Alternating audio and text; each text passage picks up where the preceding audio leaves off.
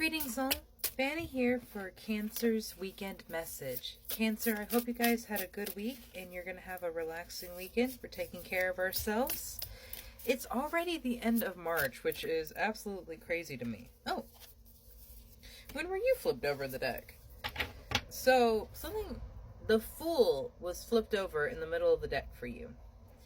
Cancer, you might be embarking or starting upon a new journey. It's actually funny that it's the Fool and Monday is April 1st or April Fool's Day. So it's literally like your coming energy. I love that. Spirit, why is the Fool card here? What new journey or adventure is Cancer embarking upon? What will they be facing? The Knight of Cups and the Ace of Cups in reverse. So the cups are associated with water emotions, expressing and feeling those emotions, as well as emotional triggers such as trauma and anxiety. And the Eight of Swords in reverse. So we might be feeling trapped or in a place where we are trapped, where it's almost like I am not allowed to feel what I am feeling here. Which would make, it makes sense to me. Cancer is a water sign. Waters are very sensitive to emotions, especially their own. They tend to have heightened emotions. So I almost feel like Cancer is experiencing a situation where, at least some of them, they have a lot of feelings. Like they might be on the autism spectrum or ADHD. Things that they are feeling are amplified, and it might just simply be too much for some of the people around them. It's nothing that is wrong with you, my love. Trust me, I'm on the tism myself. There are sometimes my energy is way too much for other people to handle, and then there are times when I can't handle being around other people. You have to take your moments day by day and work through what you need in that moment.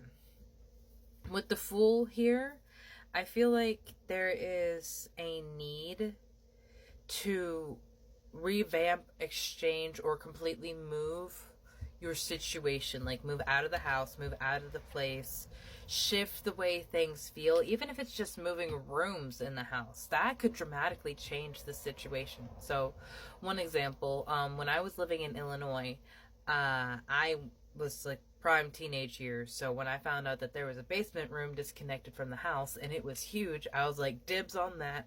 Hadn't even seen the place before. And in this room, my depression got so bad because I was underground, cut off from everything else, and I had no windows in my room. And after I graduated high school, I talked to my brother and we were like, hey, you've got this relationship now, you might want some more privacy, and I've been feeling cut off and isolated. So we switched rooms, and my mental health improved a lot in the upstairs room, closer to my family and having sunlight.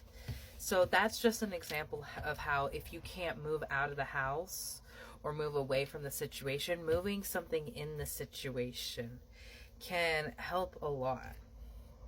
But there's a lot of isolation, suppressing, and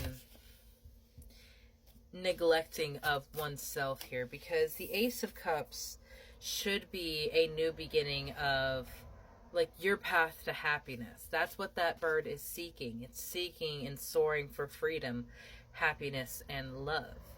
Going out and finding where it can connect these things in the world.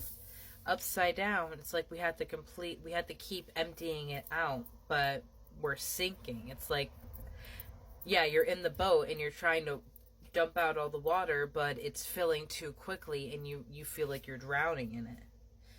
Surrender to the sweetness, my love. Venus energy, pleasure, joy. Make love to life.